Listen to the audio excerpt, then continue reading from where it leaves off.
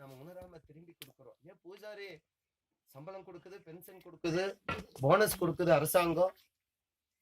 இப்ப நீங்க ஏன் அவருக்கு அந்த பூசாரிக்கு பரிவு காட்டணும்? 10, 20, 50 மாலை இதுகெல்லாம் இறைவன் பணம் கேட்டார நம்மளுக்கு தானே கொடுத்துருக்காங்க.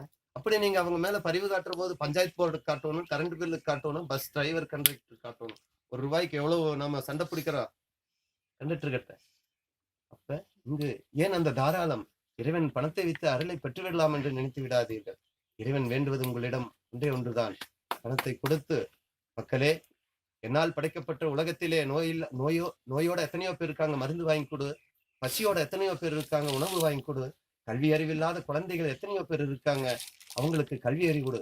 மேலும் மக்களே, நிறைய கோயிலை விட உங்களுடைய தாய் தந்தைகளுக்கு இப்ப தனியா ஒரு ஆசிரமம் கட்டிட்டு இருக்கீங்க, அதை தவிர்த்துருங்க, உங்க கூடவே வச்சுக்குங்க. இதை தவிர்த்து வேறு புண்ணியம் நாம எதை கொண்டு வந்தாலும் இறைவன் ஏற்றுக்கொள்ள மாட்டார். இன்னும் அவர்கிட்ட உங்ககிட்ட கேட்கிறாங்க, நீ செய்த பாவத்தை எல்லாம் என்கிட்ட கொடுத்துரு. இனிமேல் நீ புலால் உண்ணாதே, கொலை செய்யாதே, மாமிசம் அருந்தாதே. இதையெல்லாம் இறைவன் போதிக்கின்றார். உங்களுக்கு எல்லாம் எதெல்லாம் இறைவனுக்கு சமர்ப்பிக்கப்படுகின்றதோ அதையெல்லாம் சமர்ப்பித்து உங்களுக்கு என்னெல்லாம் கொடுக்கின்றதோ அதையெல்லாம் வாங்கி செல்லுங்கள்.